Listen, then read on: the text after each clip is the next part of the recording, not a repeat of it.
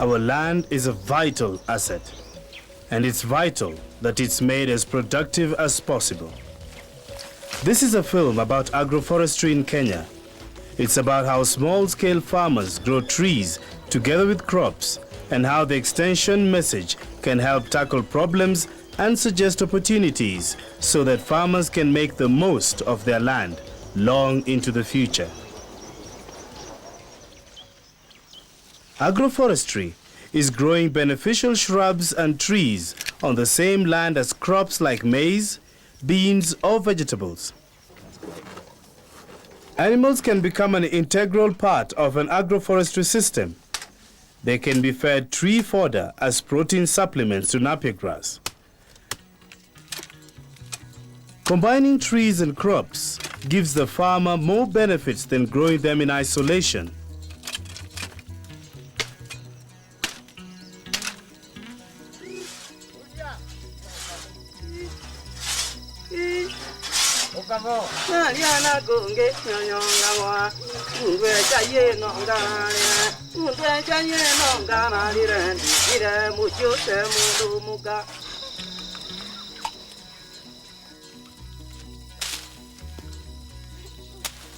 Trees not only generate products, but they also contribute to productivity through their decomposing leaf litter and nitrogen fixing that helps the soil. In Kenya, the agroecological conditions are very varied, ranging from the high potential areas in the central and western highlands over to arid and semi-arid lands. And there is specific climates like the coast and the lake basin. Farmers have their own priorities and objectives to justify why they grow a particular tree in a particular way on the farm. So many different tree species and many different agroforestry configurations are found on small-scale farmers' land. There are as many reasons why farmers have decided on the different combinations. For easier germination, I gather the dry seeds, dig a hole, put dry grass beneath and on top of the seeds, and burn.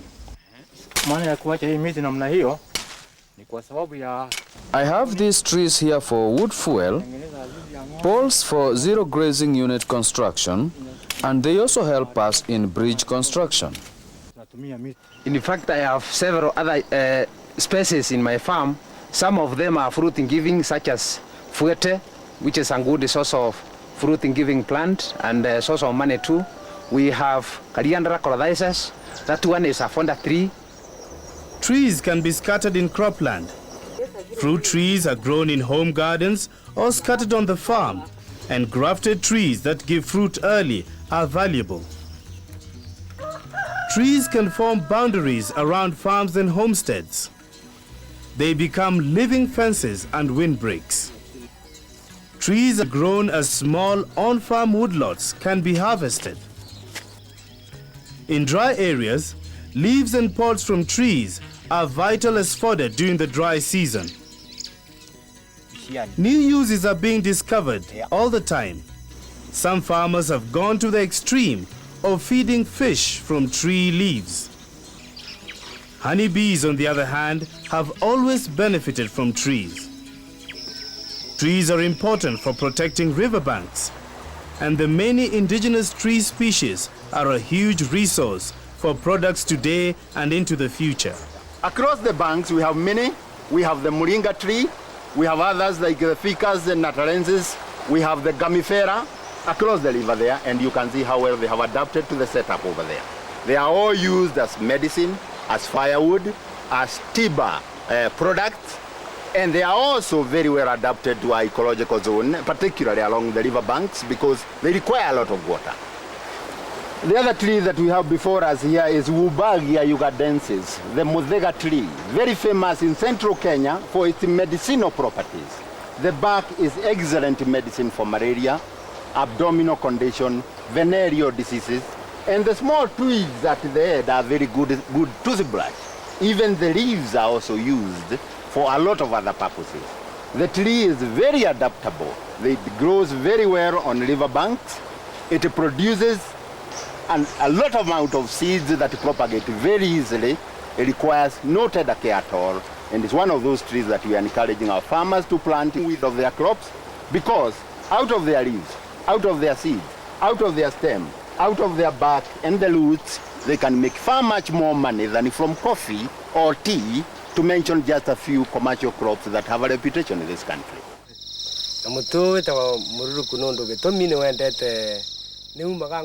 Locally, this tree is known as mororoko. It has lots of wood fuel, and its leaves decompose into good manure for our crops. When trees are grown on the farm, it's important to manage them so that the crown doesn't shade or interfere with crops, so that produce can be harvested at the best time. Graveria pasta, it has got a lot of uses. One of them being mulching materials for horticulture. Some of the leaves can be used to make manure in the compost pit. Some of them branches can be used for firewood. Others for supporting bananas, the ones which are stronger.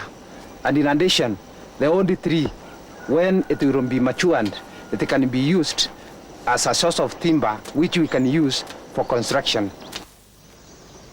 All this, the tree species, their planting arrangement, the crops they coexist with, the management regime, and the farmers' priorities makes it clear that extension staff must consult local farmers thoroughly before giving any advice about agroforestry. Among the varieties I've planted, most of them are fruit-giving trees. This one is called a guava tree. It is a source of vitamins, the fruits which will be obtained from here. That one is called the neem tree. It is a medicinal tree. It cures about 40 diseases. So it is important for such a tree to be within the home compound. A typical agroforestry extension plan includes our collaborating with colleagues in specialist aspects of agriculture, forestry, and livestock. As a start, we were trained in agroforestry. We are aware that the population of this country is going up and the land is not increasing. So, in that case, we must think of ways by which you have to combine either crops with trees or trees with livestock. So, in this concept, I would like us to think which is a good agroforestry tree, or what do we look at when we are talking of a good agroforestry tree. So if you look at the tree itself, you still again can go back to this book and look at the canopy, the shape, get the seeds, and then look through. And then again you will still identify the tree. So for example, what are its uses? It is good for timber, fuelwood, furniture, beehives, mortars, the fruits. Yeah, it's also the bark is also medicinal. Next, we sat down to develop a checklist of the issues that were thought would be important to investigate during an agroforestry survey. Issues like propagation, tree management, and marketing produce. The most important part for us was field discussions with our farmers. Many of us had not realized the wealth of knowledge farmers have about trees, their uses, and their management. We learnt a lot. Before I cut this tree, it was as tall as this other one. Reasons being, when it sprouts and grows bigger, I will chop it and use for wood fuel and as building material. We tried to compile and analyze what the farmers had told us. Some problem areas and some advantages soon crystallized, and they formed the basis of our extension project. Problem number 2 was on shortage of fruit trees. We got the opportunities as plant of grafted mangoes and avocados. It's good that we present them during the barasa so that the other farmers can actually tell us whether what we got from the others is true, or they can add their own which you can maybe investigate further. Ile mambo yote mlituambia itatusaidia sana. All the information you have given us will help us identify your priority needs for our implementation. We decided together which issues were to be handled through what extension method. There are several possibilities: spreading the message through individuals, through groups, or through schools. We can then improve the details of the extension message by combining what farmers told us and the expert advice we can get from our headquarters or from researchers. And it's possible to develop our own local extension materials like slides, posters, or leaflets. Should we include it here? Yeah.